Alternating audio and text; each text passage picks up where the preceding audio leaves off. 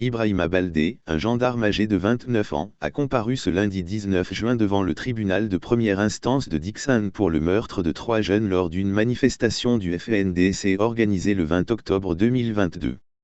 À la barre, le prévenu a plaidé non coupable. Le 20 octobre, nous avons été réquisitionnés pour intervenir à Bambeto au magasin où des jeunes empêcheraient les gens de travailler. Vers 14 h, on a vu un groupe de jeunes qui quittaient vers Kakimbo. Entre-temps, on a vu un jeune qui tenait une arme. On s'est mis à couvert.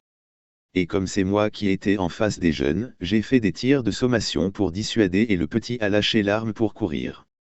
Quand on a commencé à le pourchasser, il a repris l'arme et a fui vers le bas-fond. Après, nous avons monté une garde. Le soir, quand je rentrais, ma femme m'a appelé qu'il y a mon image qui circule sur les réseaux et que j'ai tiré sur quelqu'un.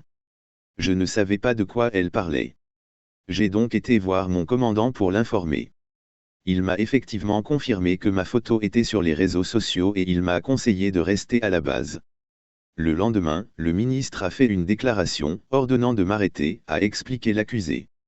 Le représentant du ministère public a demandé à l'accusé s'il était le seul à détenir une arme ce jour. L'accusé a répondu qu'il n'était pas le seul à détenir une arme. Cependant, a-t-il poursuivi, l'arme qu'il possédait, c'était pour protéger son commandant. Il a ajouté que dès après son tir de sommation, lui et les autres gendarmes étaient allés pourchasser d'autres jeunes manifestants. Ces tirs de sommation ne pouvaient pas tuer quelqu'un, a insisté l'accusé. Sur une question de son avocat, l'accusé a dit que s'il n'avait pas effectué ces tirs de sommation, lui et les autres gendarmes seraient tués.